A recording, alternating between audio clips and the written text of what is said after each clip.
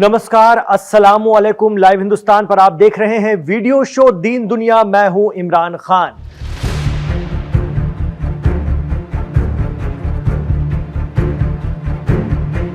अमेरिकी president Donald Trump का middle east दौरा कई मायनों में बेहद खास होता जा रहा है। सबसे पहले सऊदी अरब पहुंचे ट्रंप ने रियाद में एक इन्वेस्टर मीट में क्राउन प्रिंस मोहम्मद बिन सलमान की मौजूदगी में एक बड़ा ऐलान कर दिया। उन्होंने सीरिया पर लगे सैंक्शंस या प्रतिबंध हटाने की घोषणा कर दी। प्रेसिडेंट ट्रंप के इस ऐलान से महफिल में मौजूद सऊदी क्राउन प्रिंस मोहम्मद बिन सलमान समेत तमाम लोग खड़े हो गए और हॉल तालियों से गूंज उठा। बशर अल असद हुकूमत के वक्त अमेरिका के जरिए सीरिया पर लगाए गए सैंक्शंस को हटाने का ऐलान सुनकर सीरिया में भी लोग खुशी से झूम उठे और सड़कों पर उतर आए। ट्रंप ने कहा कि हम फिर से सीरिया को एक महान देश बनाने की तरफ बढ़ रहे हैं। कहा जाता है कि सीरिया में हयात तहरीर अल शाम के लड़ाकों के जरिए बशर अल असद के तख्ता पलट करवाने में तुर्की के साथ साथ सऊदी अरब का भी बड़ा रोल रहा है। एक्सपर्ट मानते हैं कि जोलानी जिस आइडियोलॉजी के संवाहक हैं, वो सऊदी से आगे बढ़ी और इसे अमेरिका का भी सहयोग रहा। कोल्ड वॉर के समय में सोवियत रूस के खिलाफ इसी विचारधारा का इस्तेमाल कर अफगान लड़ाकों ने लंबी लड़ाई लड़ी और बाद में तालिबान बनकर वो अमेरिका से भी उलझ गए। खैर, प्रेसिडेंट ट्रंप के इस ऐलान के बाद सीरिया में ईरानी वर्चस्व का खात्मा तय माना जा रहा है, वरना कुछ माह पहले तक बशर अल असद के दौर में ईरान और लेबनान का संगठन हिजबुल्लाह यहां खासा दखल रखते थे। कहा जाता है कि तुर्की, सऊदी और पर्दे के पीछे अमेरिका और इसराइल ने मिलकर मिडिल ईस्ट में एक बहुत बड़ा चेंज करवा दिया और ईरान और रूस बस देखते रह गए। इतना ही नहीं, अमेरिका के प्रेसिडेंट डोनाल्ड ट्रंप ने सऊदी अरब में सीरिया के अंतरिम राष्ट्रपति अहमद अल शारा यानी अबू मोहम्मद जोलानी से मुलाकात की। एसोसिएटेड प्रेस ने जो वीडियो जारी किए हैं, उसमें ट्रंप और जोलानी के साथ सऊदी अरब के क्राउन प्रिंस मोहम्मद बिन सलमान भी नजर आ रहे हैं। डोनाल्ड ट्रंप के साथ हुई अहमद अल शारा की मुलाकात के दौरान तुर्की के राष्ट्रपति एर्दोगान भी फोन कॉल के जरिए संपर्क में रहे। अमेरिका ने सीरिया पर बरसों से लगे सैंक्शंस हटा लिए हैं और सऊदी ने सीरिया पर चढ़ा वर्ल्ड बैंक का कर्ज चुकाने का ऐलान किया है। सीरिया के राष्ट्रपति जोलानी ने भी ऐलान किया था कि सीरिया की जमीन का इस्तेमाल इसराइल के खिलाफ नहीं होने दिया जाएगा।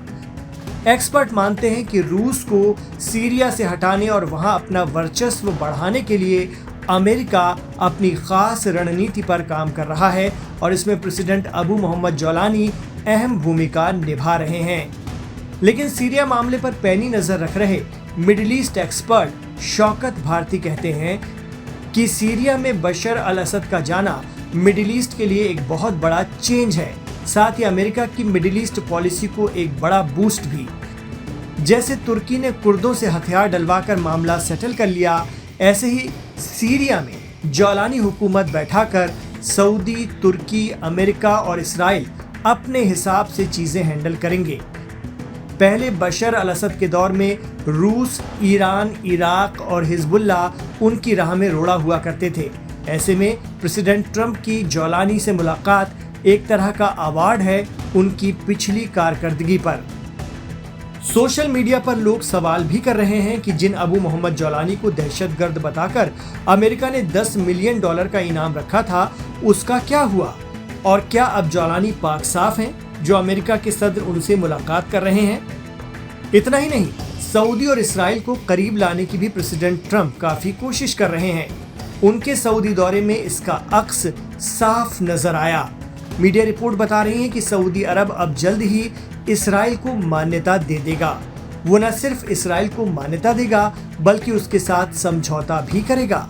अमेरिका के प्रेसिडेंट ट्रंप ने अपने मिडिल ईस्ट दौरे के दौरान ऐसे इंतजाम कर दिए हैं कि दुनिया का अहम सुन्नी मुल्क सऊदी अब इसराइल से जुड़ जाएगा। ये इस पूरे खित्ते में ईरान की ताकत को चैलेंज करने की एक अहम हिकमत अमली है। खास बात यह है कि राष्ट्रपति ट्रंप ने भविष्य में होने जा रही इस पहल का क्रेडिट पहले ही खुद को दे दिया है। ट्रंप ने सऊदी के रियाद में कहा कि सऊदी अरब जल्द ही अब्राहम समझौते का हिस्सा बनेगा, जो इसराइल और अरब देशों के बीच नॉर्मलसी और समझौतों की एक नई कड़ी है। तब आप मुझे सम्मानित करेंगे। राइटर्स के मुताबिक ट्रंप ने रियाद में एक कारोबारी मंच पर कहा कि ये मिडिल ईस्ट के लिए एक खास दिन होगा जब सऊदी अरब हमारे साथ जुड़ जाएगा और आप मुझे और उन सभी लोगों को बहुत सम्मानित करेंगे जिन्होंने मध्य पूर्व के लिए इतनी कठिन लड़ाई लड़ी है। आपको बता दें कि राष्ट्रपति ट्रंप के पिछले कार्यकाल में साल 2020 के 23 अक्टूबर को उन्होंने यूएई, बहरीन, मोरक्को, सूडान और इसराइल के बीच एक समझौता करवाया था, जिसमें तीनों धर्मों ईसाई, यहूदी और इस्लाम के पैगंबर हजरत इब्राहिम के नाम पर इसे इब्राहिम अकॉर्ड का नाम दिया गया था। इस समझौते ने इसराइल के लिए अरब और अफ्रीकी मुस्लिम देशों के दरवाजे खोल दिए थे। अब संकेत मिल रहे हैं कि सऊदी अरब भी धीरे धीरे उसी दिशा में बढ़ रहा है। इसकी पुष्टि अमेरिकी राष्ट्रपति डोनाल्ड ट्रंप ने की है। ट्रंप ने बयान में कहा है कि सऊदी अरब जल्द ही अब्राहम समझौते का हिस्सा बनेगा, जो इसराइल और अरब देशों के बीच सामान्यीकरण समझौते की एक नई कड़ी है। प्रेसिडेंट ट्रंप ने सऊदी में कहा कि ये उनके दिल से इच्छा है कि सऊदी अरब जल्द ही इसराइल के साथ अपना सामान्यीकरण समझौता साइन करे। हालांकि ये सऊदी अरब पर निर्भर है कि वो इसे कब और कैसे करता है।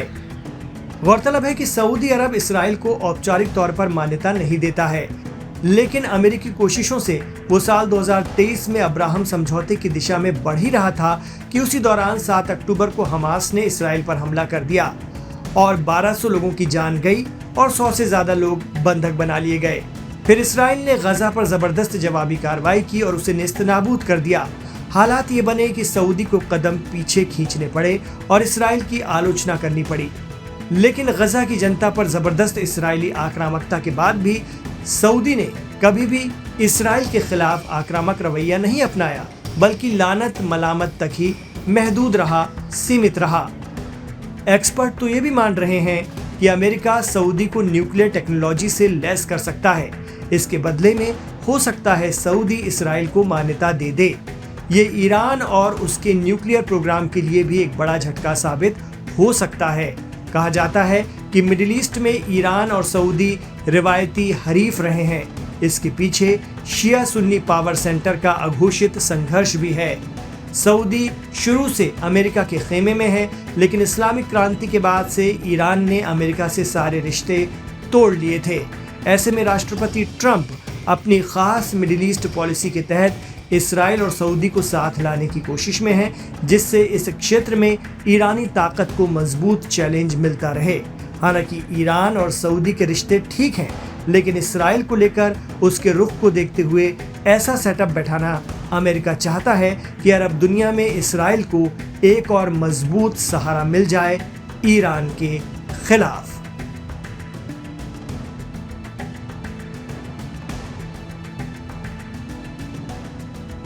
आप क्या सोचते हैं इस बारे में, हमें कमेंट बॉक्स पर जरूर बताइएगा।